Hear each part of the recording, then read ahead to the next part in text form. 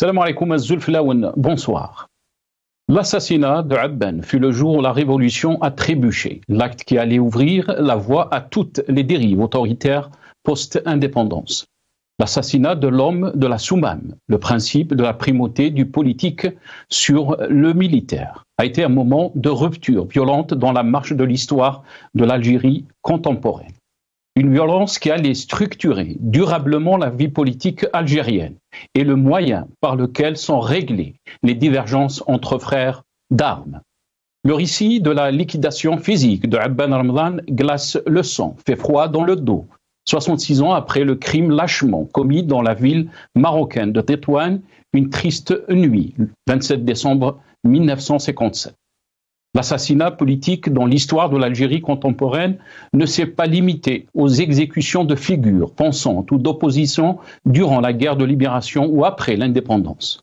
Au-delà des liquidations physiques de personnalités telles que Abban, Khmisti, Chabani, Khidr, Krim, Msili, Boudief, Merbah, Mahtoub, Hchani et bien d'autres figures intellectuelles, artistiques et journalistiques, toutes les violences de groupe ou sociétales, en majorité trouvent leur origine directement ou indirectement au sein du régime politico-militaire. L'Algérie nouvelle de Tebboune, en fin de compte, n'est que l'achèvement de ce projet, mis en place depuis les années 50 du siècle dernier. De l'assassinat politique, nous sommes passés à une politique d'assassinat de tout un pays.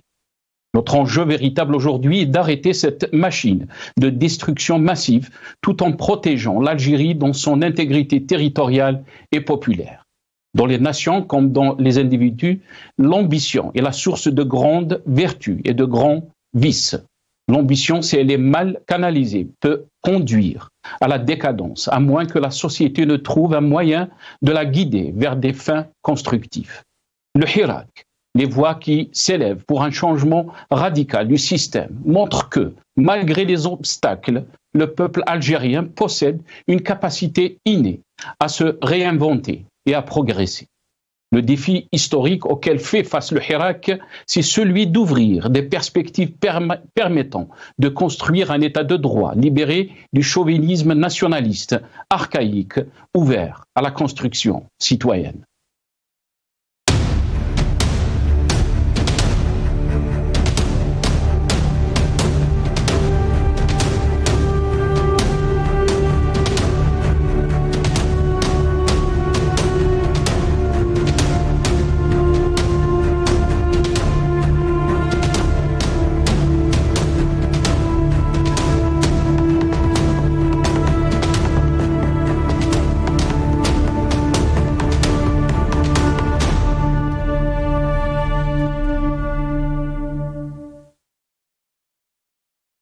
Tebboune et l'Algérie nouvelle, la déliquescence généralisée de l'État. C'est le titre de notre émission pour ce soir.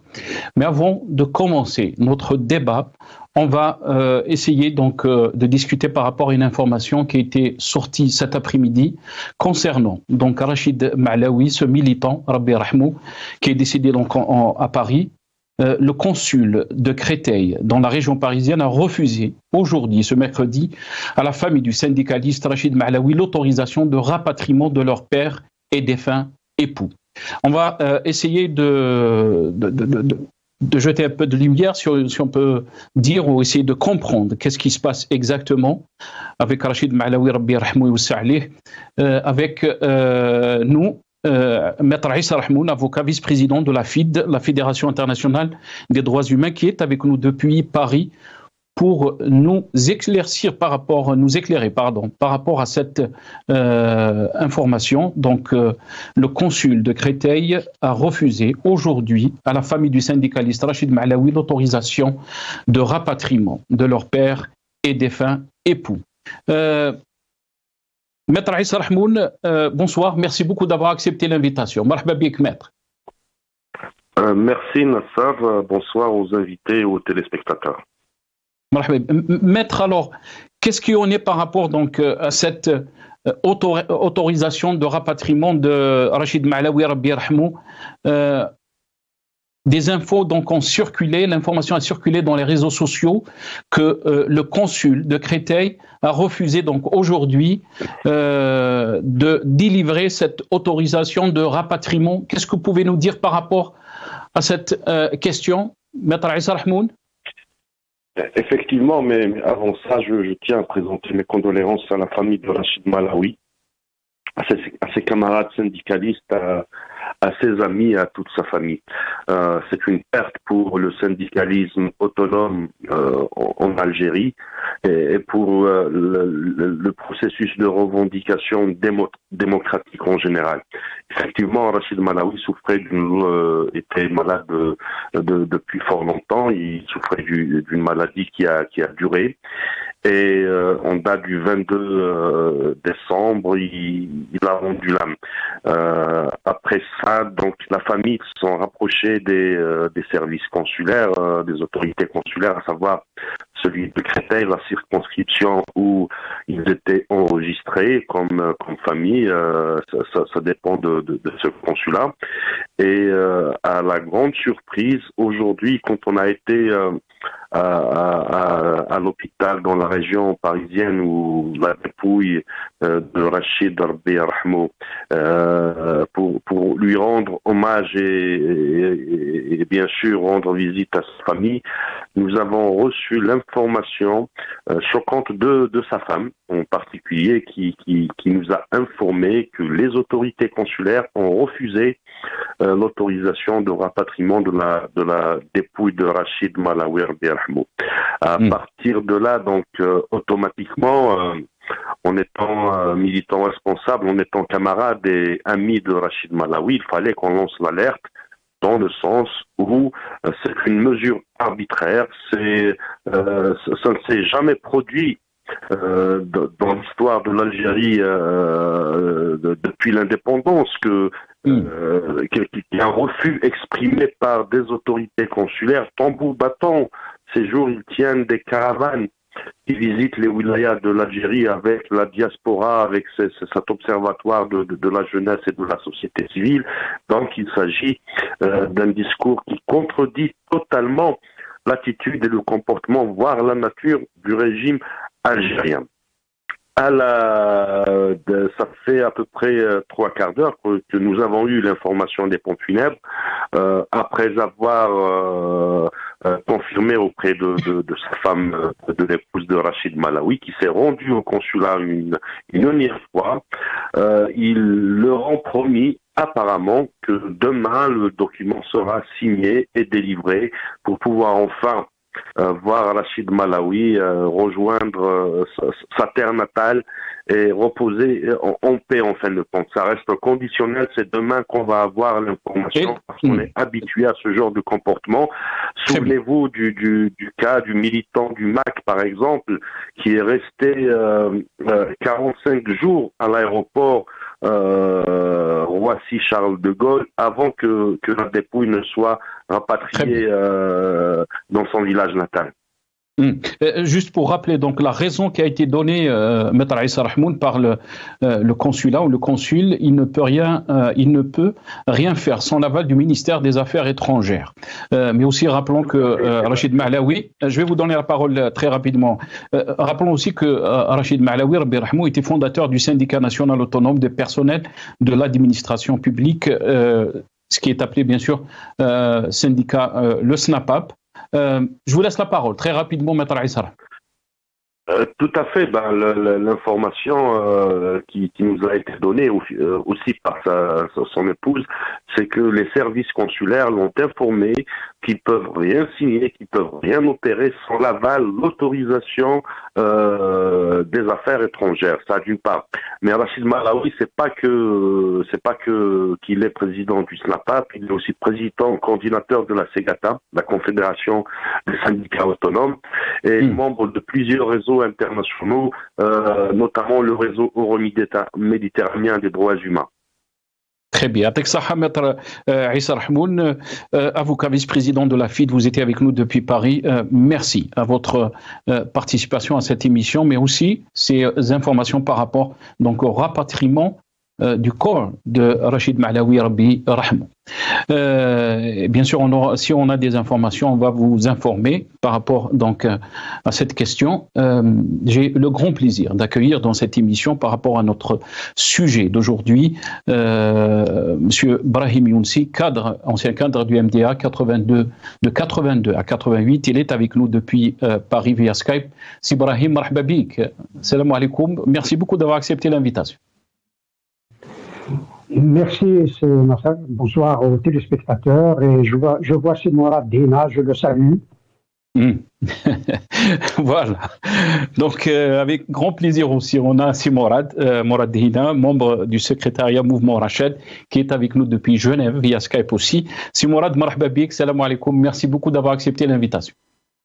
Alaikum salam, bonne soirée à tous, و تحية للزميل والأخ الفاضل سي إبراهيم وكل المتتبعين معك إن شاء الله. مرحبا بك سي مراد, barakallahu fik. Si Brahim Younsi, on va revenir bien sûr par rapport à cet anniversaire de l'assassinat de Abban Ramadan, Rabbi Rahmou, 66 ans après, assassiné donc le 27 décembre 1957 à Tétouan, au Maroc. Qu'est-ce qu'on peut dire bien sûr juste après en 56 le congrès de la Soumam, la primauté donc du politique par rapport donc aux militaires, ce principe du congrès de la Soumam, qu'est-ce qu'on peut dire par rapport donc à cette occasion, à cet anniversaire, par rapport à cet anniversaire, Sibra?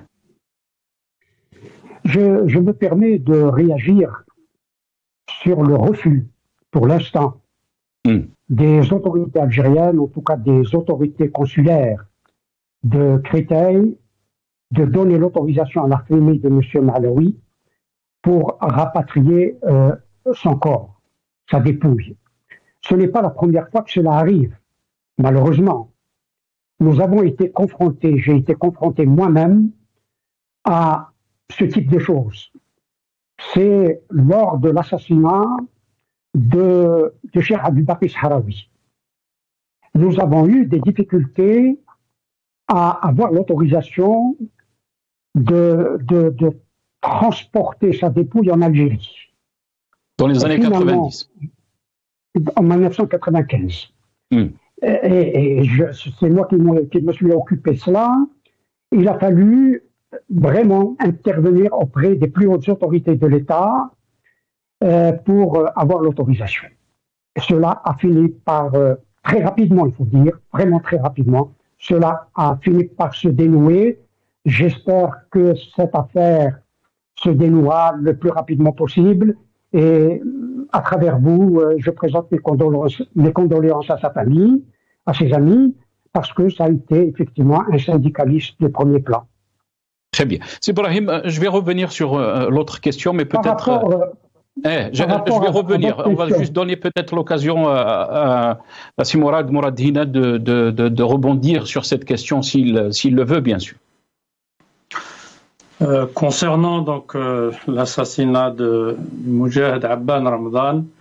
Si vous voulez aussi Rachid Mahlaoui et Simorad, smahli. Bien sûr, c'est Rachid, c'est un militant, c'est un ami qu'on a tous connu. Donc il était effectivement malade, gravement malade. Donc c'est Rabbi Yarhamou et les condoléances les plus sincères, le comportement du consulat et des autorités qui font traîner ce genre de choses est indigne. C'est la seule chose que je vais dire. On ne joue pas avec ce genre de choses. Ce ne sont pas des choses qui rentrent dans le registre des coups bas politiques. Il faut respecter. Et ils ont des droits. C'est certainement son souhait, c'est le souhait de sa famille, de ses proches, qu'il soit enterré dans son pays. Il est absolument indigne et indécent de créer des obstacles dans ce genre de situation.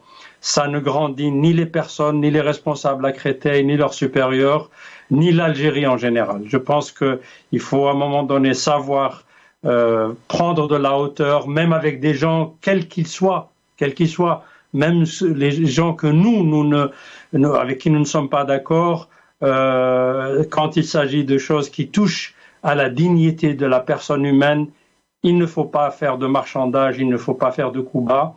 J'espère que ce problème sera levé tôt demain matin, et parce que sinon, ça serait vraiment quelque chose de totalement inacceptable et d'indécent de la part des gens qui seraient derrière de tels comportements. Très bien. On va revenir bien sûr au sujet d'aujourd'hui, bien sûr l'anniversaire de l'assassinat d'Abban Ramadan, mais aussi on va revenir sur le discours d'Al-Majid Tebboune face donc aux deux chambres du Parlement.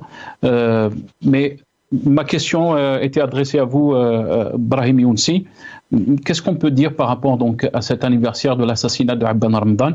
On peut montrer par exemple la une d'Al Mujahid quand il titrait Abban Ramadan est mort au champ d'honneur. Donc alors qu'il était assassiné donc à Tétouan au Maroc. Brahim Younsi. C'est sûr que ce titre est mensonger. Et beaucoup savaient qu'il était mensonger. C'est inadmissible de faire ça. Par principe, je suis hier comme aujourd'hui contre et vraiment c'est beaucoup les liquidations, les assassinats politiques. Mais pas seulement de celui de Abban.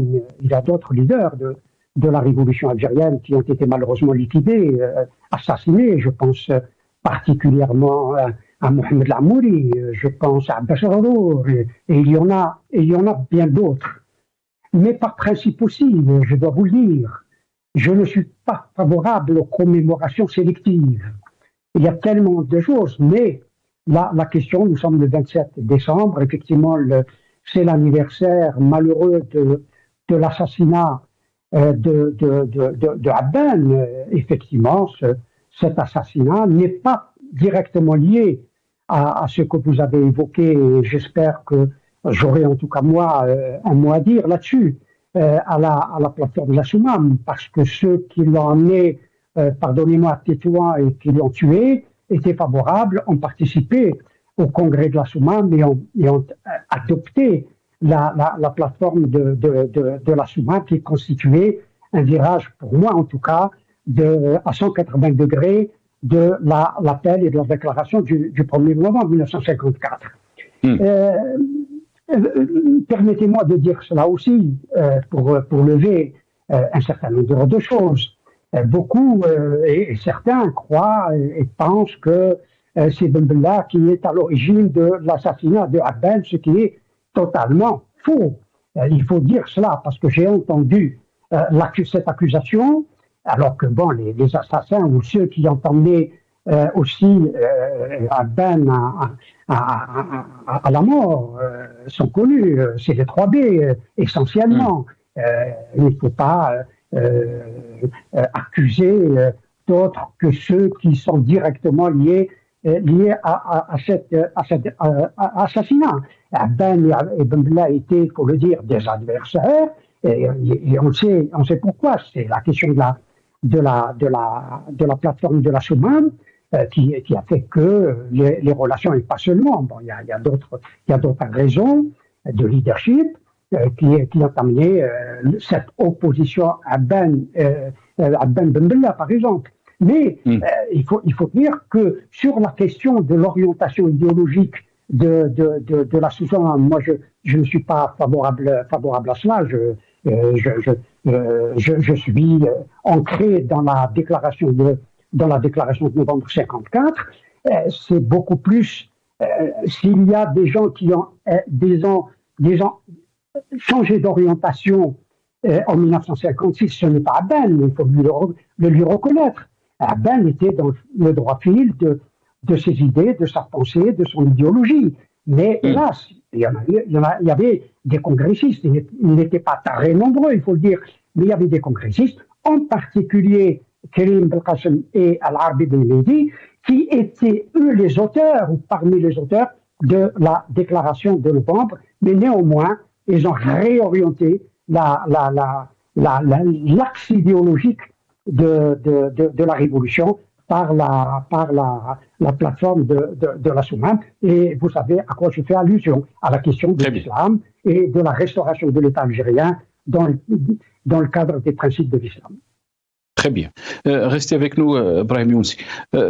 Mouradine, par rapport donc à cette question, est-ce que vous pensez que donc les assassinats et aussi la violence sont devenus, si on peut dire, durablement la vie politique algérienne? C'est tout un système. Quand on parle des assassinats politiques, on parle aujourd'hui de Abban Ramadan, mais on peut aussi citer d'autres personnes qui ont été assassinés. Qu'est-ce que vous en pensez, Mouradine? Je pense que c'est sûr que toutes ces décennies qui se sont écoulées depuis cet assassinat, donc qui est condamnable bien sûr sans aucun doute, mais il faut, je pense aussi, déconnecter cette période de la période actuelle. Non pas par le mode de fonctionnement de ceux qui gouvernent l'Algérie, hein, parce que ça reste il y a beaucoup de parallèles. Brahim Younsi en a cité certains, mais je pense que les circonstances sont différentes.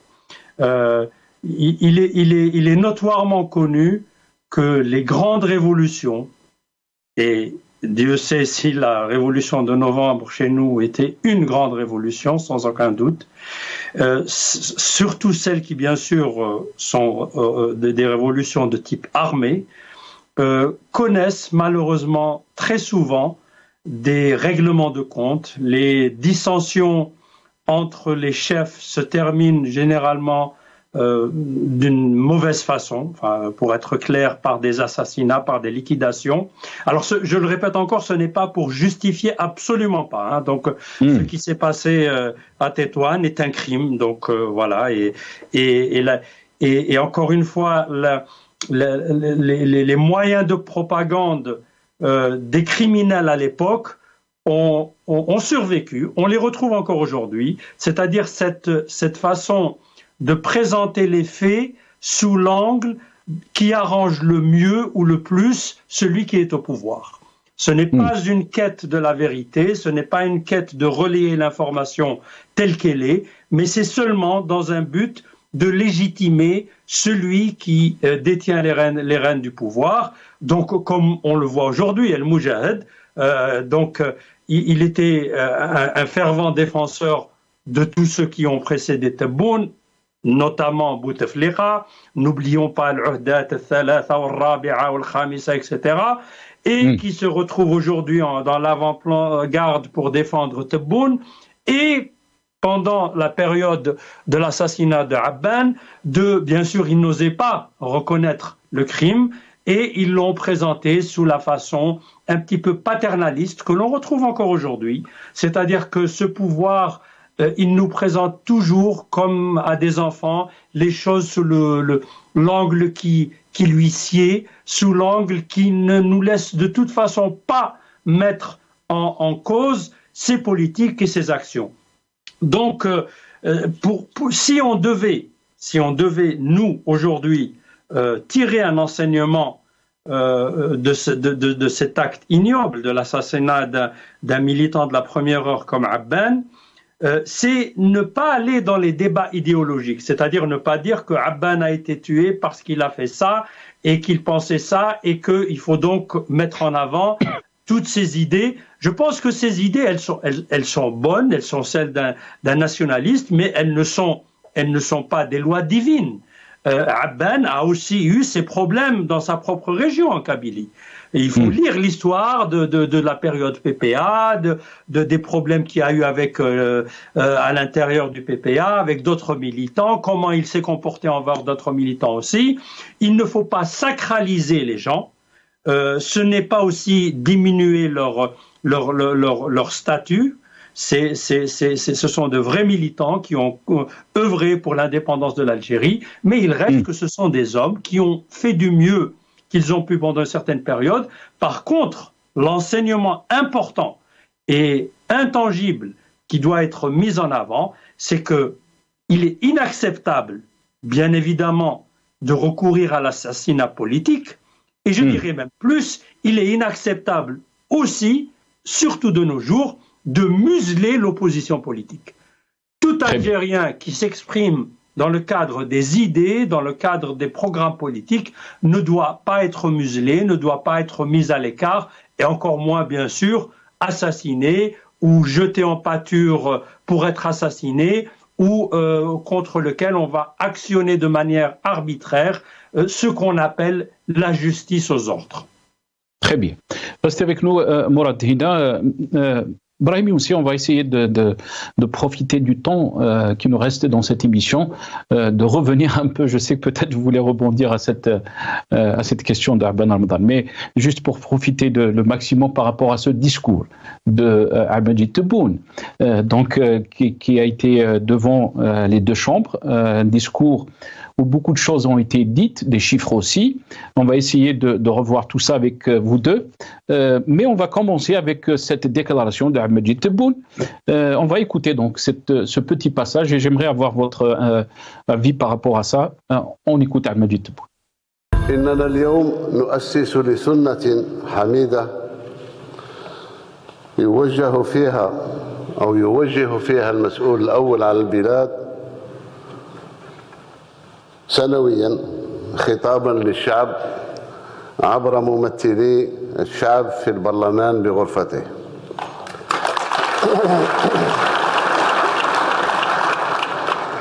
وأشير أنه لم يتوجه أي رئيس جمهورية بخطاب أمام البرلمان منذ خطاب الزعيم الراحل هواري بومدين.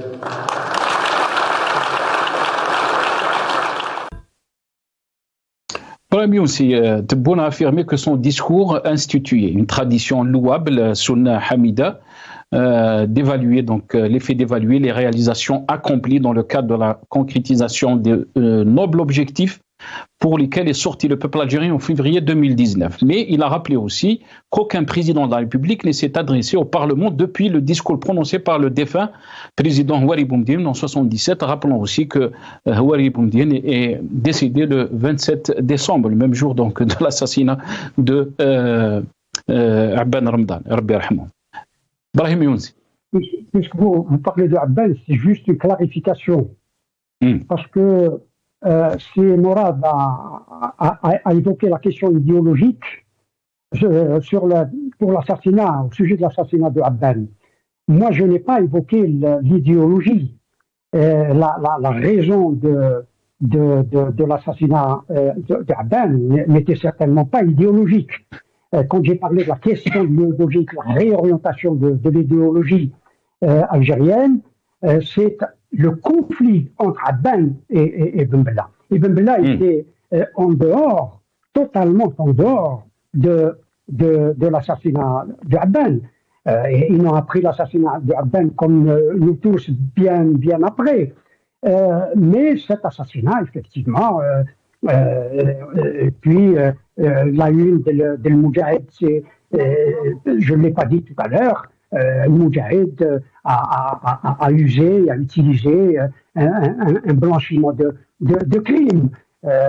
Voilà, c'est un blanchiment d'assassinat, c'est un blanchiment de crimes. S'agissant du discours fleuve désarticulé, moi je dirais lunaire de Abdelmajid Tebboune, laisse penser qu'il a invité, bon, il fait référence au discours de Houari Boumediene de 1977. Je n'ai pas de souvenir de ce discours, mais alors pas du tout, parce que j'étais déjà dans l'opposition à ce moment-là et à l'étranger. Et puis, c'est l'impression que j'en ai à travers ces invitations. Cela me semble qu'il s'agit d'une invitation à un banquet des funérailles, comme si on invitait les gens qu'il y avait quelque part, pas un assassinat, mais la mort de quelque chose, de quelque chose extrêmement symbolique. Et j'ai l'impression que c'est effectivement le cas. Parce qu'on célèbre, on a organisé un banquet des funérailles, parce que la politique menée c'est compté qu'il y a une politique. Je crois que l'on a célébré d'un côté le non politique du pouvoir et de Abdelmadjid Tebboune, et d'autre part le rien ou le presque rien, comme dirait le philosophe français Jean Televitch, le presque rien ou le je ne sais quoi de la politique de Tebboune, parce qu'elle se résume au presque rien, voire à l'inutile, et bien entendu à une politique qui a détruit ce qui existait déjà, sans construire quoi que ce soit de productif, de sérieux pour le peuple algérien et l'État algérien. C'est une présidence de l'absence. J'ai l'impression que ce meeting, cette réunion des deux chambres, je mets des guillemets, est vraiment une prière de l'absent. Très bien. Restez avec nous, Brahim Younsi.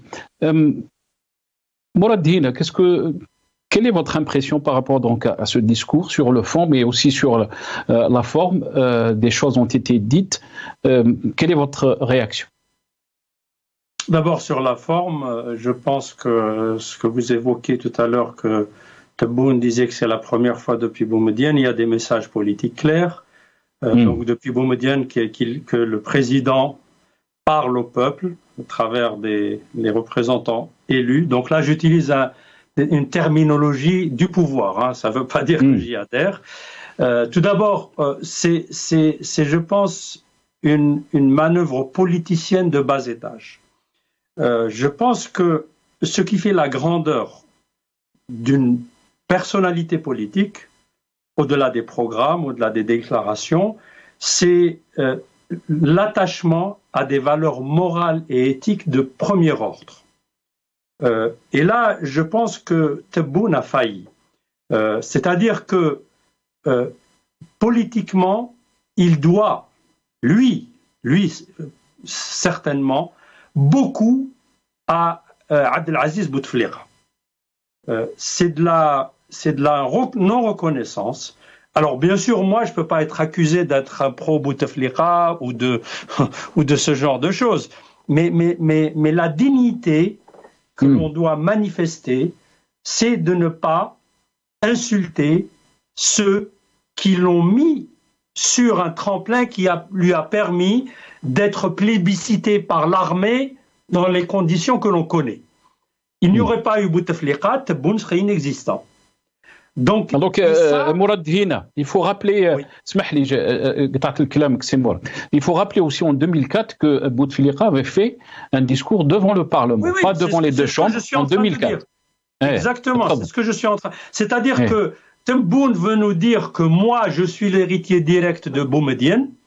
Alors, Boumedienne parlait au Parlement en 1977, c'est un peu de la rigolade, hein, le Parlement de 1977, ça n'avait rien d'un Parlement, hein, donc on connaît tous l'histoire, on a tous vécu les fameux débats sur la charte nationale, comment se déroulaient les choses, c'était le régime pur et simple à la soviétique, du parti unique, de Zaïm qui sait tout, qui va nous régler tous nos problèmes, et apparemment Tebboune veut rééditer ce modèle-là, mais malheureusement, il n'est pas dans le contexte historique dans lequel était Boumedienne, parce que Boumedienne, quoi qu'on dise, était dans un contexte qui pouvait, je dis bien qui pouvait, être compris à l'époque. Hein. Il ne peut plus l'être maintenant. Et il n'a pas aussi la stature ni la carrure d'un Boumedienne. Voilà, avec tout ce qu'on peut reprocher à Boumedienne, ce sont deux personnalités complètement différentes, un charisme différent, un parcours différent. Boumedienne, c'était le chef de l'armée, c'était le chef du pouvoir à l'époque. C'était pas un pantin des généraux. Tebboune doit se rappeler ces choses-là. Donc, et puis après, sur un plan aussi, pour quelqu'un qui se dit, entre guillemets, moderne, etc., l'Algérie nouvelle, je ne comprends pas très bien cette logique de parler au peuple à travers ses représentants. Nous sommes dans une période où Tebboune peut s'adresser en direct, avec les moyens techniques qui existent, à tous les Algériens sans aucun problème. Par contre, les intermédiaires dont il parle dans cette salle, on les a vus dans un rôle, mais vraiment clair et net. C'était des personnes venues pour se lever toutes les 5 minutes et applaudir. Alors, est-ce que ce sont les représentants du peuple?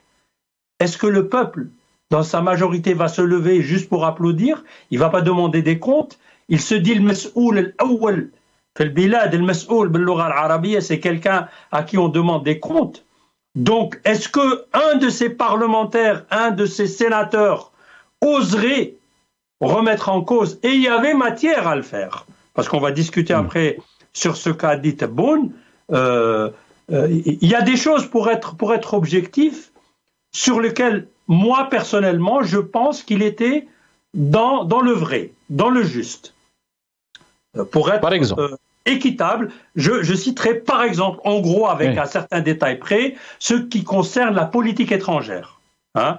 L'appui inconditionnel de l'Algérie, il est vrai, à la cause palestinienne, à Gaza, les grands défis de la géopolitique vers nos voisins, etc. Ça, ce sont des choses qui, effectivement, je pense, vont au-delà des clivages politiques, au-delà même des opposants ou de ceux qui sont dans ce régime. Alors, les raisons peuvent différer. Hein? Certains et pourtant, c'est moi là. Si l'Algérie était vraiment aux côtés des Palestiniens ou aux côtés de la cause palestinienne, pourquoi on n'a pas laissé, par exemple, le peuple s'exprimer dans des marches pour dire... C'est pour ça que j'ai dit, je ne parle pas des détails de mise en forme, etc. C'est pour vraiment être objectif dans l'analyse. C'est un discours, je parle du discours, du langage. Après, il y a encore ici, dans ce langage-là, d'une manière peut-être parfois outrancière, et je pèse mes mots, une tentative de récupération politicienne.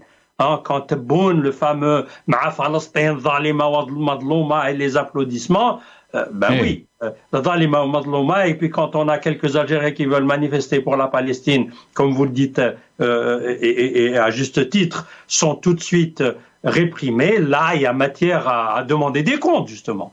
Moi, je dis sur les choses déclarées. Voilà, c'est-à-dire que, par exemple, si Tebboune dit « je suis pour la démocratie », je dis « très bien, voyons ce qui vient après ».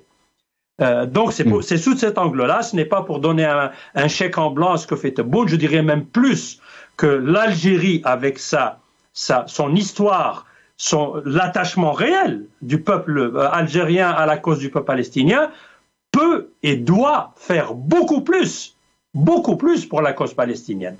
Elle ne le fait malheureusement pas.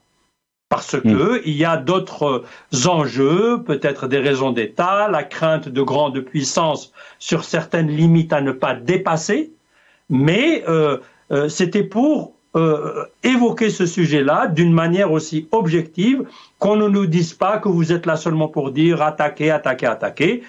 Quand il y a une déclaration qui nous semble aller dans le bon sens, nous le disons, mais bien sûr, on s'attend, et c'est ça le rôle du Parlement. C'est ça le rôle du Parlement, si c'était un vrai Parlement, c'est de dire très bien, donc nous sommes tous concernés par la situation géopolitique dans notre région, par l'appui à la Palestine, par la souveraineté de l'Algérie, mais attention, il y a 1, 2, 3, 4 choses que nous ne comprenons pas dans les agissements de l'exécutif et qu'il doit rendre des comptes. Voilà. Très bien. Restez avec nous, Mourad.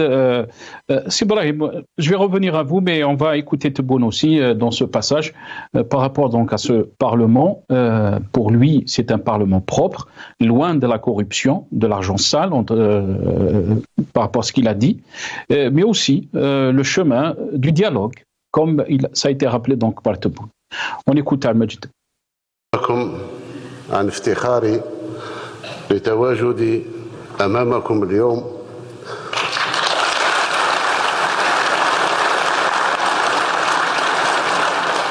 أنتم ممثلين الأمة وأنتم اللبنة الأولى في إعادة البناء المؤسساتي الذي كنا نطمح إليه في جزائرنا الجديدة. أشهد لكم بالنزاهة وأشهد لكم أنكم أول برلمان لم يسد آنذاك في تعيينه وفي انتخابه لا مال ضيف ولا مال فاسد.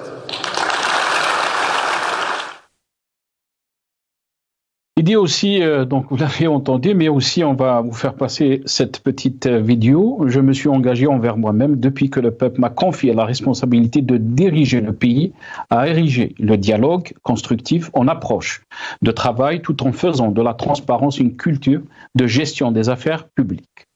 Ahmed Tebboune. لقد قطعت على نفسي منذ أن حملني الشعب الجزائري مسؤولية قيادة البلاد أن أتخذ من الحوار البناء نهجا للعمل ومن المصارحة ثقافة لتسيير الشأن العام.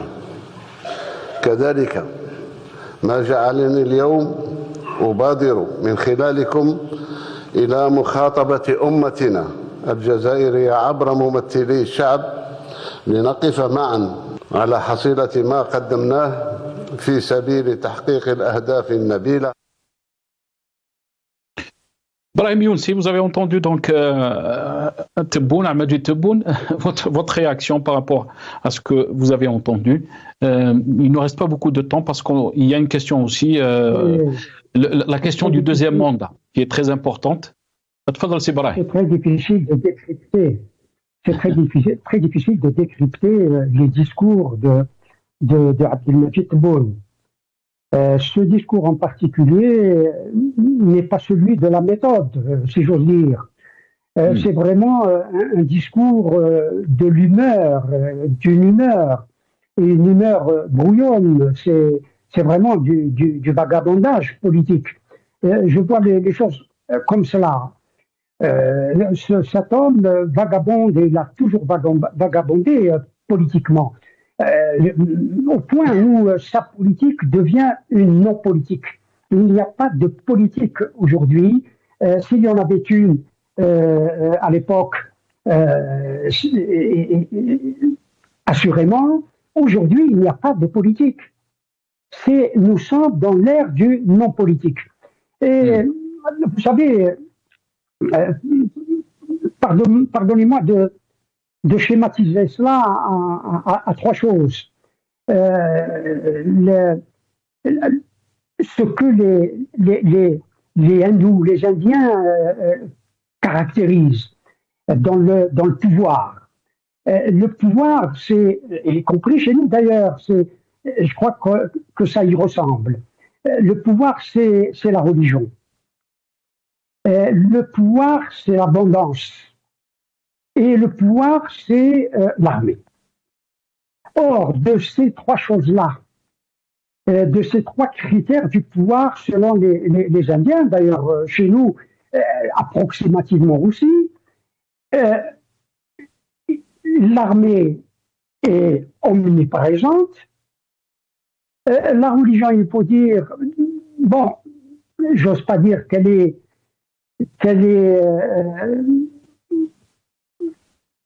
superficielle, j'allais dire un autre mot. L'abondance, c'est la disette, c'est la pauvreté, c'est la famine à certains égards, c'est l'absence d'économie réelle, et puis nous avons l'armée. Et dans ces trois critères sur lesquels sont fondés, en tout cas pour les Indiens, le pouvoir, c'est l'armée qui est là, qui à elle seule incarne le pouvoir. C'est cette armée qui bloque toutes les issues, toutes les solutions. Il faut dire les choses telles qu'elles sont. De ce fait, parce que vous parliez de la nouvelle République dont parle Tebboune depuis qu'il est à la tête d'un État qui a des comment on appelle ça, des rustines partout. C'est un État où plein de rustines. On bouche partout les trous, on bouche la chambre à air.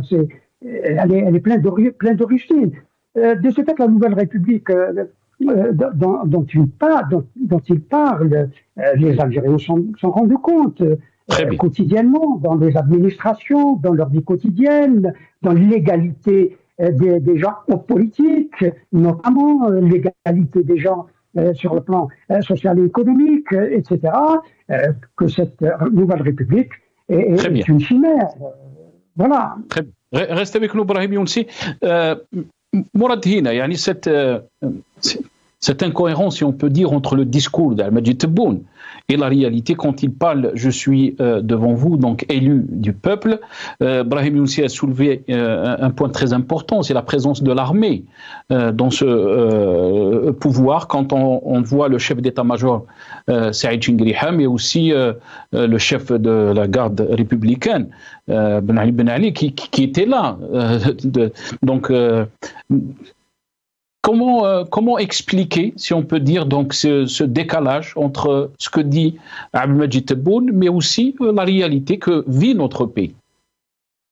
Alors écoutez, d'abord il faut bien comprendre ce discours devant, comme il dit, de la nation. Il a un but clair, c'est le lancement de sa campagne électorale pour un deuxième mandat. Donc il ne faut pas être dupe, tout le décor est mis en place dans ce but et dans ce but seulement. Tebboune sait très bien qu'il n'a pas été élu en 2019, qu'il a été nommé par l'armée, qu'il doit tout à l'armée, à l'état-major de l'armée, que c'est eux qui l'ont mis en place, que c'est eux qui aussi ont le pouvoir de le destituer s'ils le désirent. Il est fort possible, et ça semble prendre forme, que l'état-major de l'armée pourrait in fine se dire que bon, pourquoi pas le garder Tebboune, et je pense qu'il a dû recevoir un clin d'œil quelque part pour un deuxième mandat. Ça va, il nous convient. Il ne touche pas à nos prérogatives. De toute façon, il ne pourrait pas le faire. C'est le moins mauvais des candidats pour nous. Et pourquoi aller chercher une autre personne alors qu'on a quelqu'un qui, espérons, tiendra le coup encore 5 autres années. Bon, ça c'est le calcul d'épicerie des généraux avec Tebboune. Et Tebboune, ayant compris ce message, va se dire que, bon, cette fois, je vais quand même essayer de faire un effort, j'ai le temps, c'était pas comme la première campagne, c'est un peu son raisonnement d'épicerie, de basse épicerie, je vais quand même essayer de faire en sorte que je sois mieux élu. Voilà. Tout le monde sait dans quelles circonstances il a été élu, entre guillemets, en 2019, il essaiera de faire mieux. Donc, pour dire, voilà, quand même, que cette fois, voilà, j'ai pas été élu avec 10% ou même moins des voix. Et il s'est lancé dans une véritable campagne électorale, hein, les chiffres qu'il citait, et ceux qui ont écouté le discours, j'en ai écouté une bonne partie, ont très bien vu aussi le décor folklorique. À plusieurs reprises, on entendait quelqu'un, hein, d'une manière, entre guillemets, très spontanée, crier Uhda Thaniya, hein, donc ça a été dit. On va l'écouter, c'est Mourad. On va écouter ça juste pour terminer si vous me donnez 10 secondes. Et comme à l'accoutumée, là où que Tebboune se glisse sur les pots de banane qu'on lui a mis, je citerai juste un exemple. Alors il cite des chiffres, à chaque fois, c'est de l'à peu près, hein. Donc les chiffres de Tebboune, des fois on se demande d'où il les tire. Il dit par exemple, $30 voilà, l'Algérie dans le phosphate, elle est en train de devenir le premier exportateur mondial de phosphate. Alors, n'importe quel, je dirais pas étudiant en économie, un étudiant dans un collège de banlieue peut aller sur Internet, faire une recherche, et il va comprendre tout de suite qu'on est loin de ça. Alors, je citerai juste un exemple d'un pays comme ça pour éviter certaines interprétations. La Jordanie est de loin plus grand exportateur que l'Algérie des phosphates. Je ne parle pas des immenses producteurs que sont la Chine et les États-Unis, mais et aussi d'autres pays dans notre région, beaucoup plus que nous. Et là, on se demande d'où viennent ces chiffres de Tebboune? Voilà. Donc, il balance du n'importe quoi. On dirait que des fois, peut-être, il lit des notes et qu'il s'en mêle les pinceaux.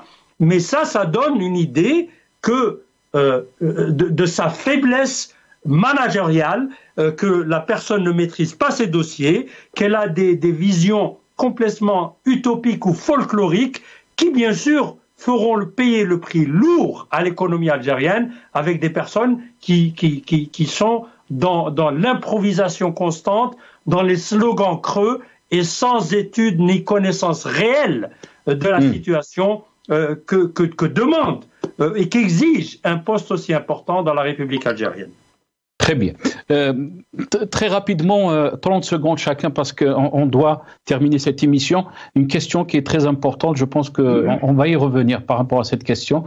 Si le système, parce qu'on parle du système, on ne parle pas, vous avez parlé de Tebboune, un éventuel deuxième mandat, il y avait des députés donc, qui ont scandé Tebboune de briguer un deuxième mandat.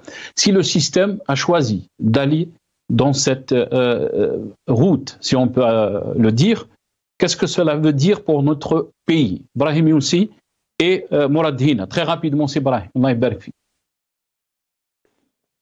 Les mêmes causes produisent les mêmes effets. Les mêmes hommes produisent la même politique ou la même non-politique.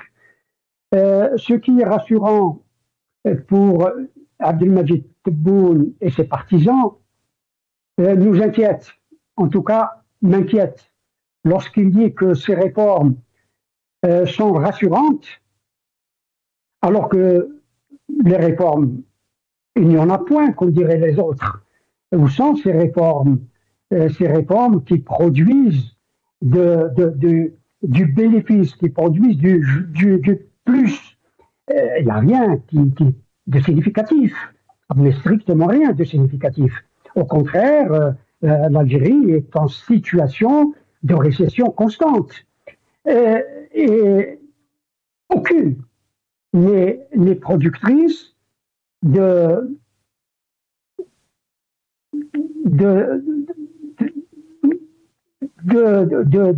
production de biens manufacturés. Sur le plan agricole, strictement rien non plus. Ce que je voulais dire, c'est que les réformes dont il parle sont une ruine. Sont une ruine pour l'économie, pour l'économique, pour le social, pour l'écologie, pour énormément de choses. Tebboune, qui finalement n'a pas de politique, je le répète, et la diplomatie aussi. Non politique, il reste cloîtré dans son bunker à Al-Mouradia, et depuis 4 ans, il n'a visité que, il y a encore de quelle manière, 2 villes algériennes. Il n'est pas un acteur politique, et puis il se nourrit de soliloques. Je ne veux pas le comparer au roi Léopold de Belgique. Mais la politique de Tebboune et de son entourage, il faut la chercher comme je ne sais plus qui chercher les choses avec une lanterne. Merci Brahim Younsi. Mourad Hina, je vous laisse le mot de la fin très rapidement. Qu'est-ce que vous en pensez si le système donc va aller dans cette... Oui, malheureusement, Tebboune est le produit d'une école connue. Il le dit, il le revendique, c'est l'époque de Boumediene, c'est l'époque du Zaïm qui va insuffler par sa personnalité, par sa conviction, des changements importants dans la société, dans l'économie, dans l'armée, etc. Alors, mais ce que j'ai dit tout à l'heure, c'est que le contexte n'est plus le même. D'abord, Tebboune n'est pas Boumediene. Il n'a pas le même parcours, il n'a pas le même charisme, la situation n'est pas la même. Si on peut très bien comprendre que Boumediene a mis le paquet avec les ressources dont il disposait pour construire un pays qui sortait d'une guerre et donc où tout était, entre guillemets, facile à faire avec un peu de bonne foi et de bonne volonté, construire des écoles, des routes, des usines, l'industrie industrialisante, etc., qui par la suite, malheureusement, n'est pas allée très loin. Le contexte n'est plus le même parce que Tebboune n'est pas n'a pas la force de caractère de Boumedienne. Il s'embrouille, il se mélange les pinceaux à chaque fois qu'il veut parler d'économie.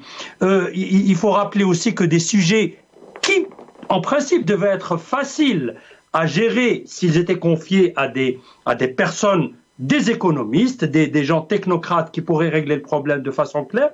Je vous rappelle le fameux problème de l'importation de véhicules de tourisme. À chaque fois, Tebboune disait, c'était lui qui instruisait. Mais que vient faire un président de la République dans un détail de ce genre? Il se mêle de choses qu'il ne maîtrise pas de par sa formation et son parcours, et ça c'est dans un but politicien. C'est l'idée dépassée, complètement ancienne et démodée du Zaïm qui yakhdem al-blad, et il va développer, et il va arrêter les voleurs, et il va construire des routes et des usines, et même sur un plan, même s'il y a eu des choses qui ont été faites récemment, ça c'est le résultat des politiques de Bouteflika. Des actions qui ont été commencées, qu'ils ne viennent pas me dire qu'il y a des usines de phosphate ou de Garage Bilet, que c'est lui qui a commencé ça. Garage Bilet, moi j'en entends parler depuis que j'étais gamin. Alors, et c'est ce populisme de basse facture, de bas étage, qui fait qu'il n'arrivera à rien. Si Tebboune veut faire quelque chose, il est président de fait. Il a remis la mise, je pense qu'il faut en prendre acte, même si on le conteste. Il faut qu'il s'attaque aux problèmes réels de la vie politique algérienne. Libéraliser la vie politique. C'est la liberté qui va donner l'envie aux Algériens de faire plus, de produire, d'aller vers l'avant. C'est la liberté d'action politique, c'est la justice indépendante au sens du terme. C'est l'ouverture que les Algériens puissent avoir confiance en leur pays et pas en une personne quelle qu'elle soit. Parce que Tebboune, l'A'mar biyadillah, malgré tout ce qu'on peut dire de bien ou de mal de lui, il pourra nous quitter dans peu de temps et après. Merci. Barakallahu fik, Si Mourad. Mourad Hina, membre du secrétariat du mouvement Rachad. Vous étiez avec nous depuis Genève. Merci à vous. Merci à vous, c'est Brahim Youssi, donc ancien cadre du MDA 82-88. Et نعم تفضل سي ابراهيم. Parce que si Mourad a parlé de technocratie, peut-être que c'est un débat qu'il faudra mener. Moi, je suis pas favorable au gouvernement de technocrates. C'est une question, on va revenir Inch'Allah sur cette question. J'ai dit il y a certains dossiers qui doivent être donnés à des technocrates. Voilà. Choisir des véhicules, etc.